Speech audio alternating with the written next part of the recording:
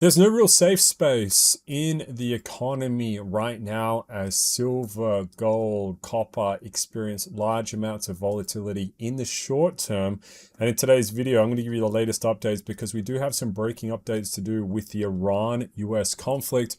We're going to talk about the stock market, AI, and also what's going to happen long term. So if this thing doesn't get resolved, I'll give you guys some secret analysis about what you need to be looking out for. So we'll talk to AI and get the latest intel from them. Some very important things just to have on the radar, especially as winter creeps into the second half of this year. So watch out for that. Let's get straight into today's video. So the only real shining light in the economy right now for the US is AI. So if you have a look at this graph right here, the most costly trade of the last 12 months was investing in crypto over AI.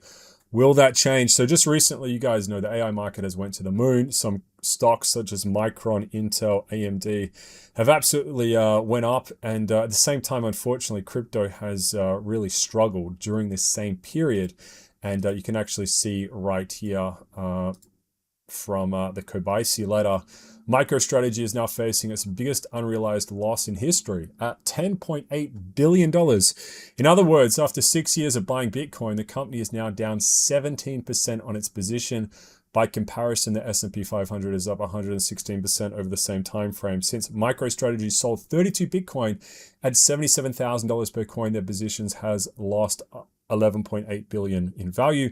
Whereas you guys know that AI stocks have went up. So part of the reason I think that even though, look, MicroStrategy did sell 32 Bitcoin, there's a big psychological impact right there. So Michael Saylor, renowned for diamond hands in Bitcoin, had to sell, and that's caused a lot of FUD into the crypto market just recently.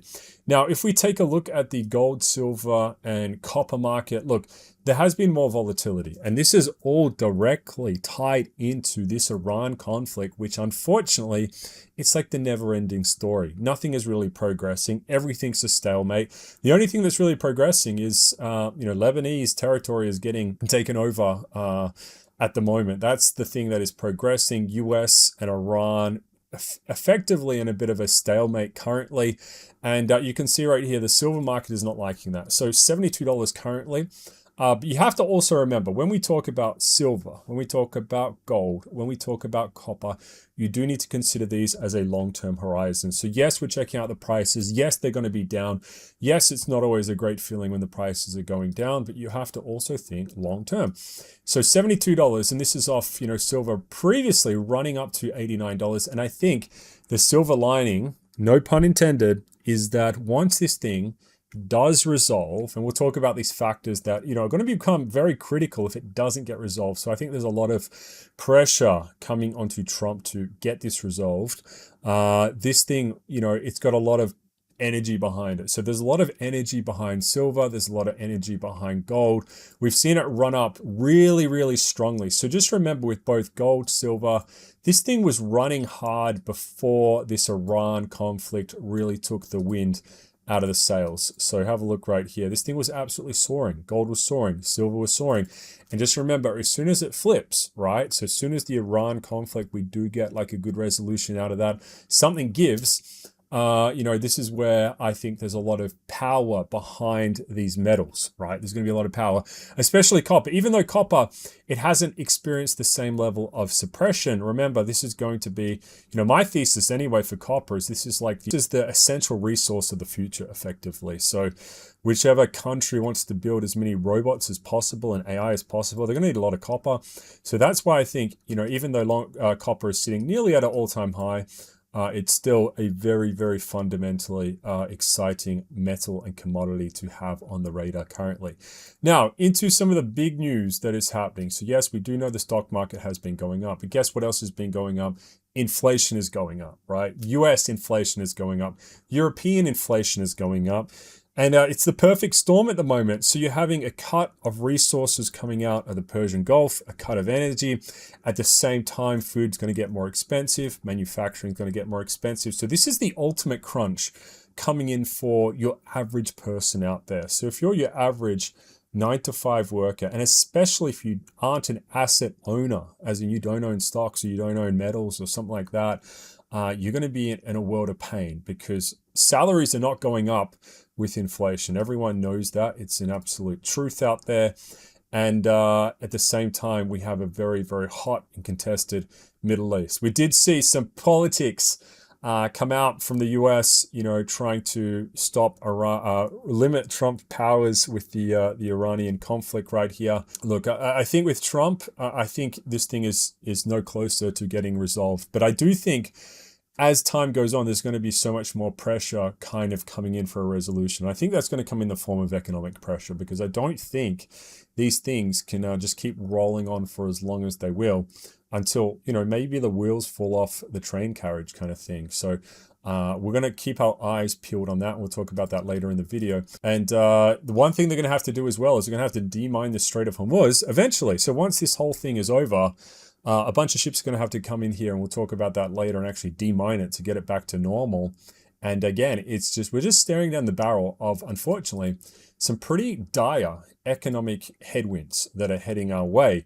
And I guess the silver lining is, look, AI has been doing well, but there's no real safe space in the economy right now. That is one of the key things. So even if you go into cash, right, there's a lot of inflation. Doesn't matter what fiat currency you go into, a lot of inflation. Stocks looking volatile, metals looking volatile right now. One thing we are staring down the barrel of is month by month economic kind of downgrades, depleting buffers. So if this thing continues to drag on, and this stalemate continues, the global strategic petroleum reserves, they're going to get tapped at unprecedented rates to suppress oil prices. So the reserve's going to continue to go lower and lower and lower.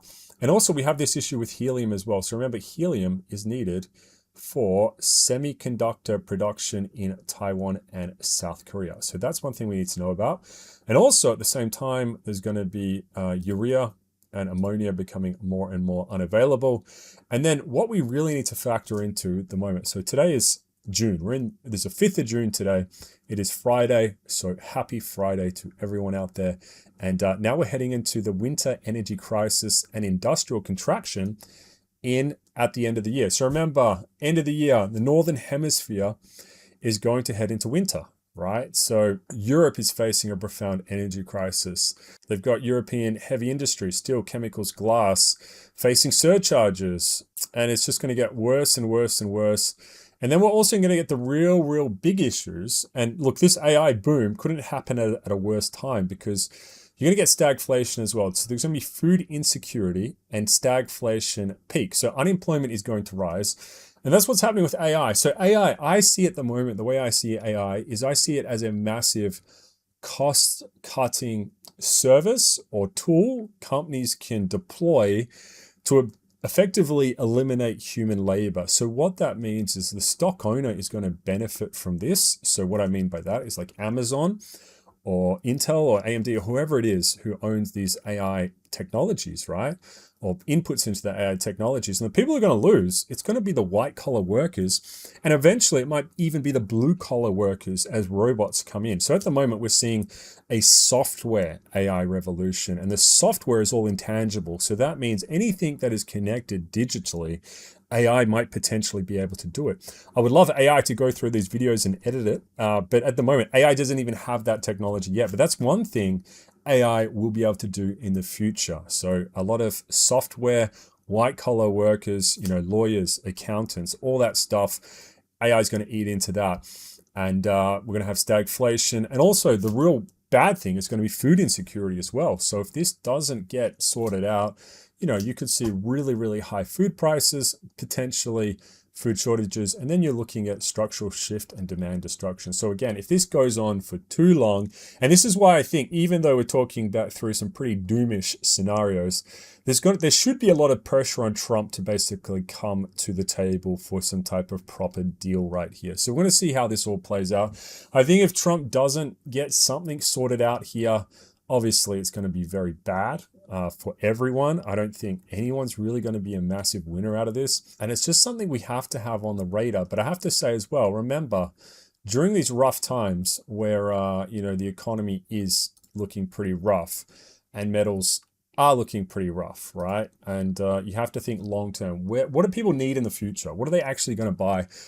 And that's why, you know, I think even though the storm, it might knock the prices around in the short term, long term, that money printing, they're not going to stop that. That taxation, they're not going to stop that. They're going to go for the real stuff that they need to build the future economy. And that's, you know, the silver lining of today's video. So I think once this thing does get resolved, that's when we're off to the races once again. But until then, we just got to fly through some storm clouds, so to speak, and you know, get through this. So obviously it's a long-term journey.